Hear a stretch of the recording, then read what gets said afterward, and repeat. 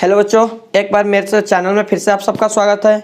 बच्चों आज हम लोग पढ़ने वाले आज हम लोग का क्लास है परिमेय का, और इस वीडियो में हम जानेंगे बहुत ही इंपॉर्टेंट परिमेय। ध्यान दीजिएगा, आज हम इस वीडियो में जानने वाले हैं थेल्स परिमेय का विलोम। मैं थेल्स परिमेय जो कि बहुत ही बोर्ड से एग्जाम के लिए तो बहुत ज़्यादा इंपॉर्टेंट है थेल्स परिमेय। ये फर्स्ट परिमेय आप लोग का पढ़े होंगे।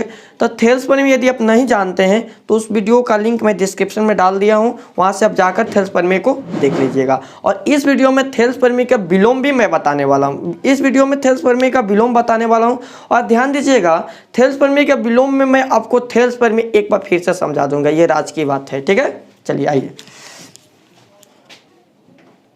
तो आइए बच्चों, देखिए मैं क्वेश्चन लिख चुका हूँ, यानी परिमेय लिख चुका हूँ, और ये परिमेय नंबर 6.2 है। ठीक है, आपके जो बुक सिलेबस है उसके अनुसार परिमेय नंबर 6.1 थेल्स परिमेय है, और 6.2 जो है वही है आपका थेल्स का विलोम। ठीक है, ये थेल्स परिमेय का विलोम हम ऊपर नहीं लिखे हैं, ध्यान दीजिएगा। थेल्स परिमेय का विलोम है, थेल्स परिमेय का विलोम। ठीक है, विलोम आप इसे ध्यान रखिएगा। थेल्स परिमेय का मैं भी यानी आधारभूत परिमेय भी इसे बोला जाता है, उसका विलोम है। ठीक है, परिमेय नंबर 6.2 है। ठीक है, चलिए इस परिमेय में है क्या, मैं आपको पहले भी पीछे तीन परिमेय बता चुका, सब में बताया हूँ कि जो भी आप परिमेय सिद्ध कर रहे हैं तो जो भी आपको क्वेश्चन एग्जाम में दिया रहेगा उस क्वेश्चन को ही साधारण प्रतिज्ञा बनाना है, उसमें से सिद्ध करना है कि हटा देना है। और उसी क्वेश्चन को देखिए मैं यहाँ पर लिखा हूँ, यदि कोई रेखा किसी त्रिभुज की दो भुजाओं को समान अनुपात में विभाजित करती हो, यानी एक त्रिभुज है उसमें कोई तीसरी रेखा है और दोनों भुजा को एक ही अनुपात में विभाजित करती है। ठीक है, तो वह तीसरी रेखा जो है वह मतलब आधार के नीचे वाली भुजा के समानांतर होती है। जो अन्य रेखा खींचा गया है वह तीसरी भुजा के समानांतर होती है। ये तो प्रूव करना है थेल्स परिमेय का ये विलोम है। और थेल्स परिमेय में क्या था, उसमें क्या था कि वो समानांतर है, ऑलरेडी समानांतर है, तो उसे सिद्ध करना था कि यह रेखा दोनों भुजाओं के अनुपात में विभाजित करती है, वो थेल्स परिमेय था। ठीक है, उसको मैं बता दिया हूँ। अब प्लीज़ नहीं देखें तो जाकर उससे कमेंट में और नीचे जो डिस्क्रिप्शन बॉक्स होता है ना उसमें उसका लिंक है, वहाँ से भी आप देख सकते हैं। नहीं ये वीडियो जिस प्ले लिस्ट में है वहाँ पर भी उस प्ले लिस्ट में आपके सारे परिमेय का वीडियो मिल जाएगा। ठीक है, चलिए वो आप देख लीजिएगा। आइए देखिए, यहाँ पर है हमारा है, सबसे पहले हम क्या करेंगे, विशेष प्रतिज्ञा लिखेंगे, विशेष प्रतिज्ञा। ठीक है, प्रतिज्ञा, विशेष प्रतिज्ञा। ठीक है, चलिए विशेष प्रतिज्ञा में क्या लिखना है चलिए हम बताते हैं। सबसे पहले हम एक फिगर बना लेते हैं। ठीक है, आइए एक त्रिभुज बनाते हैं। थोड़ा सा बड़ा ही ले लेता हूँ ताकि आपको समझ में आए। कोई किधर जा रहा है।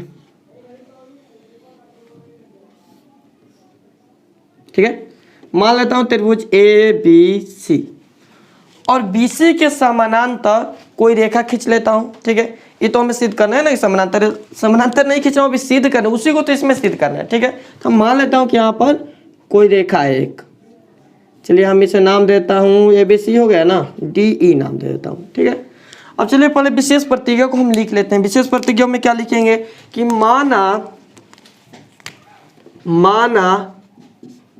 ABC एक त्रिभुज है, एक त्रिभुज है, हो गया। माना त्रिभुज ABC एक त्रिभुज है जिसमें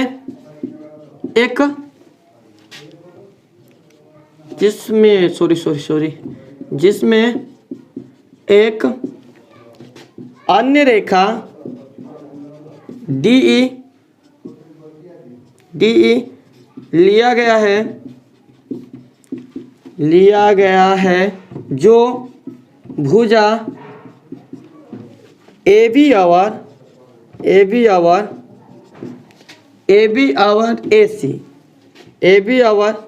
AC के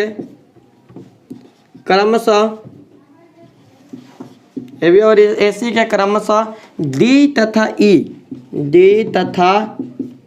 E पर मिलती है। ठीक है, D तथा E पर मिलती है। ठीक है, मिलती है, हो गया। अब ध्यान दीजिएगा, बिंदु D तथा E पर हो गया। और दिया गया है कि दोनों भुजा का अनुपात, देखिए यहाँ पर यदि कोई रेखा त्रिभुज की दो भुजाओं को समान अनुपात में विभाजित करती है, यही रेखा है दो भुजा को समान अनुपात में विभाजित किया है, यानी यहाँ पर दिया गया है कि AD बटा में DB, AD बटा में DB या BD भी बोल सकते हैं, कोई दिक्कत नहीं है, इक्वल टू AE बटा में EC, AE बटा में EC। यह दिया गया है, ध्यान दीजिएगा, यह दिया गया है, मतलब ऑलरेडी है, ठीक है। ये हमारा हो गया विशेष प्रतिज्ञा। विशेष प्रतिज्ञा कुछ नहीं है लिखने में, वो क्वेश्चन में जो हम मानेंगे काल्पनिक उसी को आपको लिख देना है, वो सब विशेष प्रतिज्ञा हो जाएगा। समझ में आ रहा है ना? चलिए अब हम लिखेंगे सिद्ध क्या करना है, सिद्ध क्या हमें करना है, तो यहाँ पर लिखेंगे सिद्ध करना है, सिद्ध करना है, ठीक है।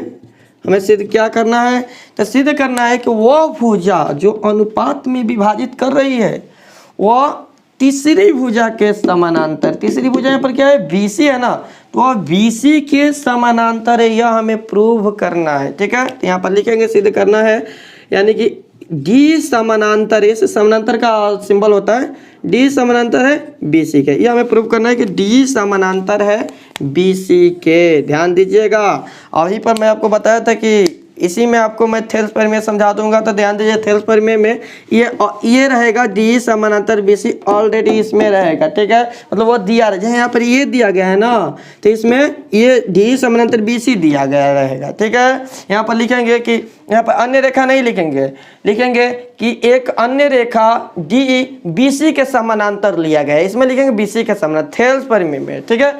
और जो दोनों भुजा जो BC के समानांतर है यानी कि DE समानांतर BC दिखा देंगे, और सिद्ध करने वाला में ये रहेगा, यानी इसीलिए ना विलोम हो गया, उल्टा हो गया तो विलोम हो गया, ठीक है। समझ में गया? समझ गए? आइए चलिए हम रचना कर लेते हैं। रचना सिंपल है, रचना आपको याद रखना है कैसे किया जाता है, ध्यान दीजिएगा। रचना, भाई नाम नहीं है कोई, रचना करना है यहाँ पर, ध्यान दीजिएगा। रचना हम क्या करेंगे, D से लंब डाल देंगे AE पर, ठीक है, E से लंब डाल देंगे AD पर, यानी कि AE को आधार लेकर एक बार लंब डाल देंगे, ठीक है, और ध्यान दीजिएगा AE को आधार लेकर D से लंब डालेंगे और AD को आधार लेकर E से लंब डाल देंगे। तो ध्यान दीजिएगा यहाँ पर हम लंब डाल रहे हैं D से, चलिए हम D से 90 डिग्री यहाँ पर होना चाहिए, ध्यान दीजिएगा 90 डिग्री हो जाए, कोई जरूरत नहीं, 90 डिग्री यहाँ पर हो जाए ऐसा ध्यान रखिएगा, क्योंकि लंब 90 डिग्री होता है ना। तो D से DM लंब हो गया AE पर, और E से EN लंब डाल देते हैं, ठीक है, E से EN लंब डाल देते हैं AD पर, ठीक है। ध्यान दीजिएगा सेम उसी को यहाँ पर रचना में आपको लिखना है कि D से DM लंब AE पर और E से EN लंब AD पर डाला गया है, ठीक है, समझ गए। आइए यहाँ पर ऐसा करते हैं कि B को मिला देते हैं E से, ध्यान दीजिएगा, B को मिला देते हैं E से और D को मिला देते हैं C से, आया समझ में। B को मिला देते हैं E से, D को मिला देते हैं D को मिला देते हैं C से। तो यहाँ पर लिख देंगे तथा, नीचे लिख देते हैं तथा B को E से D को C से मिलाया गया है। ध्यान दीजिएगा बच्चों, चूँकि परिमेय लंबा होता है ना, इसलिए मुझे छोटा छोटा लिखना पड़ता है। तो यदि आपको कोई प्रॉब्लम हो तो प्लीज़ कमेंट कीजिएगा, मैं इसका स्क्रीनशॉट यानी इसका फ़ोटो निकाल कर उसका मैं डिस्क्रिप्शन में लिंक डाल दूंगा। चलिए मैं डाल ही दूंगा, ठीक है। चलिए B को E से और B को E से D को C से मिलाया गया, ठीक है, कोई प्रॉब्लम यहाँ पर नहीं। आइए चलिए अब परमाण की पारी है हमारी, परमाण लिखते हैं। बाकी ये तो सेम करना है, थेल्स प्रमेय में यह सेम है, ठीक है, इसलिए आप उसको देख लीजिएगा एक बार। परमाण निकालते हैं। परमाण में हम क्या करेंगे कि दोनों त्रिभुज का क्षेत्रफल निकालते हैं। त्रिभुज ADE का क्षेत्रफल निकालेंगे एक बार आधार AD लेकर, ठीक है, और त्रिभुज ADE का क्षेत्रफल निकालेंगे एक बार आधार AD लेकर, एक बार आधार AE लेकर, दो बार क्षेत्रफल आप निकालेंगे, ठीक है। तो ध्यान दीजिएगा दो बार में यदि आप आधार A लेते हैं तो इसकी संगत त्रिभुज, यहीं पर आपको समझना है, बिल्कुल यहीं पर आपको समझना है, सटीक यहीं पर ध्यान दीजिएगा। हम एक बार निकाल लेते हैं पहले त्रिभुज, ध्यान दीजिए, पहले तो निकाल लेते हैं हम त्रिभुज ADE का क्षेत्रफल, त्रिभुज ADE का क्षेत्रफल। ठीक है, तो क्षेत्रफल का फॉर्मूला 1/2 गुणा आधार गुणा ऊंचाई तो होगा, ये तो इसका फॉर्मूला है, मतलब त्रिभुज का फॉर्मूला है क्षेत्रफल का।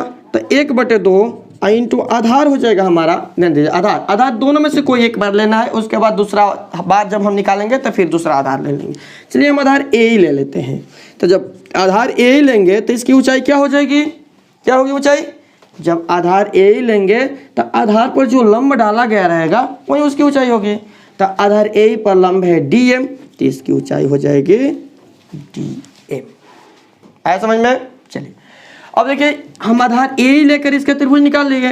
तो आपको मैं यहाँ पर एक ट्रिक बताया हूँ पिछले वीडियो में थेल्स परिमेय में कि A आधार लेकर आप इसका मतलब ऊंचाई निकाल लें। तो ध्यान दीजिएगा जब भी आप आधार A लिए हैं, ध्यान दीजिएगा ये किताब में से नहीं, ये हमारा बनाया हुआ ट्रिक है ताकि आप लोग को अच्छे से समझ में आ जाए। उसकी किताब का थ्योरी है कि हम जिस आधार लिए हैं तो उसका संगत त्रिभुज का क्षेत्रफल निकालेंगे। ठीक है, लेकिन यदि बहुत सारे लड़के मेरा क्लास चलता है तो उसमें बहुत सारे लड़के भूल जाते हैं इसे, तो मैं उनके लिए बना दिया हूँ कि जो A आधार हम लिए हैं तो उसी त्रिभुज के जब A आधार के नीचे जो त्रिभुज रहेगा आपको उसी का क्षेत्रफल निकाल लेना है। ठीक है, यह बस ध्यान में रखने के लिए, और इसमें कोई थ्योरी नहीं लेना।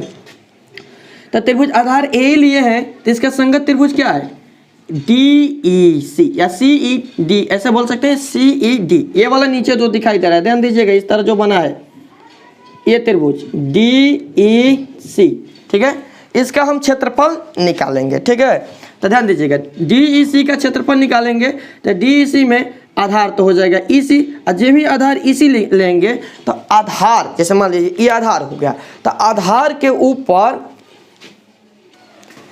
सॉरी दोस्तों लाइन में थोड़ा सा प्रॉब्लम हो गया था। चलिए आइए देखिए यहाँ पर यदि हम आधार इसको लिए हैं तो जब हम आधार ले लेते हैं तो ये आधार हो गया, तो आधार इसका लंब क्या हो जाएगा, तो आधार के ऊपर जो आकर सीधा इस तरह पड़ेगा वही लंब होता है इसका। ठीक है, तो हम आधार यहाँ पर EC लेंगे तो इसका लंब इसके ऊपर जो जाकर पड़ेगा वही लंब होगा ना।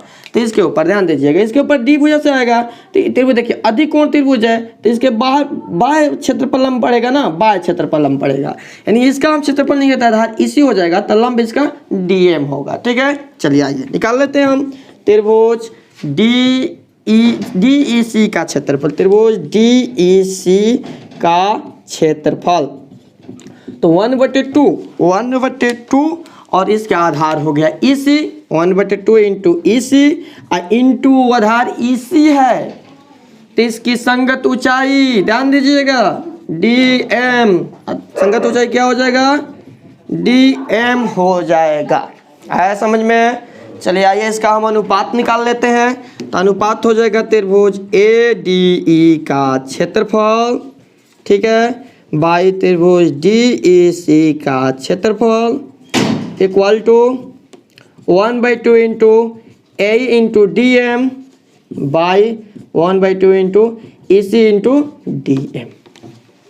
ठीक है, अब ध्यान दीजिएगा DM से DM गया खत्म, 1/2 से 1/2 भी खत्म, यानी बच्चा हमारा AE बाई EC। ठीक है, चलिए इसको हम मान लेते हैं समीकरण 1 मानकर यहीं पर छोड़ देते हैं। ठीक है, फिर हम क्या करेंगे, फिर ध्यान दीजिएगा यहाँ पर थोड़ा सा हम नीचे कर लेते हैं ताकि आपको दिखाई दे। ठीक है, फिर परिमेय लंबा हो जाता है, बोर्ड हमारा छोटा हो जाता है। ठीक है, फिर हम क्या कर लेते हैं ध्यान दीजिएगा, और फिर से हम त्रिभुज ADE का क्षेत्रफल निकालेंगे। फिर से त्रिभुज ADE का क्षेत्रफल लेंगे, और इस बार क्या करेंगे हम कि आधार लिए हैं A, तो इस बार आधार हम क्या लेंगे, AD लेंगे। ठीक है, चलिए निकाल लेते हैं त्रिभुज ADE का क्षेत्रफल। तो हो जाएगा 1/2 गुणे, इस बार आधार आपको AD लेना है, इधर वाला। पहले आप कोई भी ले सकते हैं, पहले आप AD भी ले सकते हैं या A भी, कोई भी आप पहले ले सकते हैं, इसमें कोई दिक्कत नहीं है, पहले कोई भी ले सकते हैं। आइए चलिए AD ले लेते हैं। तो AD हो गया इंटू AD हो गया आधार, तो आधार जब AD होगा तो ऊंचाई क्या हो जाएगा, अभी बताएं हम, आधार के ऊपर पड़ने वाली ऊंचाई होती है, तो आधार के ऊपर देखिए यहाँ पर ये बकलोलवा आया है EN। ठीक है, तो EN हो जाएगा इसका ऊंचाई। आया समझ में, EN हो जाएगा, यानी EN ऊंचाई हो गया। अब ध्यान दीजिए सेम उसी तरह जैसे इसके बाद इसके संगत त्रिभुज का क्षेत्रफल हम निकाले हैं, तो इसी तरह यहाँ भी AD के बाद इसका हम संगत त्रिभुज का क्षेत्रफल निकालेंगे BDE। ठीक है, चलिए निकाल लेते हैं त्रिभुज BDE का क्षेत्रफल। आप ध्यान दीजिएगा, यही आपको समझना है। यदि आप ये समझ जाते हैं तो समझिए कि आपका काम हो गया। इसी चीज में है क्या, यही तो है मेन 1/2 इंटू, और इसमें देखिए इसका आधार क्या हो जाएगा, ये इधर से बनेगा, इस तरह है, इधर से इस तरह बना है। ठीक है, तो इसमें आधार हो जाएगा हमारा DB और ये है E है, तो आधार हो जाएगा DB इंटू, और जब आधार DB तो ये भी अधिक कोण त्रिभुज है तो इसका भी लंब बाहर ही जाएगा, ऊंचाई बाहर ही होगा, इसका ऊंचाई हो जाएगा E है। ठीक है, चलिए अनुपात निकाल देते हैं हम। तो अनुपात इसका निकालेंगे, थोड़ा सा इसे अरेंज कर लेते हैं। आइए इसका अनुपात निकालते हैं। तो अनुपात हो जाएगा हमारा त्रिभुज ADE का क्षेत्रफल, त्रिभुज ADE का क्षेत्रफल, त्रिभुज ADE का क्षेत्रफल बाई त्रिभुज BDE का क्षेत्रफल, BDE का क्षेत्रफल equal to 1/2 into AD into EN by 1/2 into DB into EN। जैसे यहाँ पर DM हो गया, उसी तरह यहाँ पर EN हो जाएगा, ख़त्म हो गया, और 1/2 भी कट कर ख़त्म हो जाएगा। बचा क्या, AD बाई DB, समीकरण नंबर 2। अब ध्यान दीजिएगा, प्रश्न में हमको मिला है, प्रश्न में क्या मिला है हमको, तो यहाँ पर ध्यान दीजिएगा, यहाँ पर फोकस कीजिएगा। प्रश्न में दिया गया है AD बाई DB बराबर A बाई EC, प्रश्न में दिया गया ना। तो यहाँ पर लिखेंगे प्रश्न से, चूंकि प्रश्न से, तो प्रश्न से AD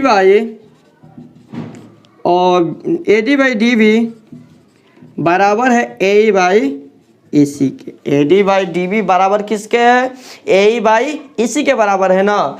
तो जब दोनों ही बराबर दिया गया तो देखिए AD बाई DB का मान क्या है, देखिए ध्यान से यहाँ पर AD बाई DB का मान, AD बाई DB का मान त्रिभुज ADE का क्षेत्रफल बाई त्रिभुज BDE का क्षेत्रफल का अनुपात, और AE बाई EC का मान त्रिभुज ADE का क्षेत्रफल बाई त्रिभुज DEC का क्षेत्रफल का अनुपात है ना। तो यहाँ पर हो जाएगा इसका क्षेत्रफल का अनुपात त्रिभुज ADE का क्षेत्रफल बाई त्रिभुज BDE का क्षेत्रफल। ठीक है, और यहाँ हो जाएगा त्रिभुज ADE का क्षेत्रफल, त्रिभुज ADE का क्षेत्रफल बाई त्रिभुज DEC का क्षेत्रफल, DEC का क्षेत्रफल हो जाएगा ना। देखिए दोनों ओर, देखिए दोनों ओर है त्रिभुज ADE का क्षेत्रफल, ADE का खत्म हो जाएगा, बचेगा क्या, त्रिभुज BDE का क्षेत्रफल, दोनों खत्म हो जाएगा, BDE का क्षेत्रफल बराबर त्रिभुज DEC का क्षेत्रफल बचेगा। ठीक है, दोनों खत्म हो जाएगा, बचेगा त्रिभुज BDE का क्षेत्रफल इक्वल टू त्रिभुज DEC का क्षेत्रफल बचेगा। अब ध्यान दीजिएगा, त्रिभुज BDE और त्रिभुज DEC दोनों को ध्यान दीजिएगा। त्रिभुज BDE, यहाँ पर ध्यान दीजिएगा, त्रिभुज BDE, त्रिभुज CED, दोनों में देखिए एक कॉमन भुजा है क्या, DE, मतलब दोनों त्रिभुज एक ही आधार पर है। दोनों त्रिभुज क्या है, एक ही आधार पर है। यहाँ पर दोनों त्रिभुज एक ही आधार पर है, एक ही ओर स्थित है, इसलिए DE समांतर किसके हो जाएगा, BC के। तो हमें बस लिख देना है, हो गया काम। लिखेंगे यहाँ पर कि त्रिभुज BDE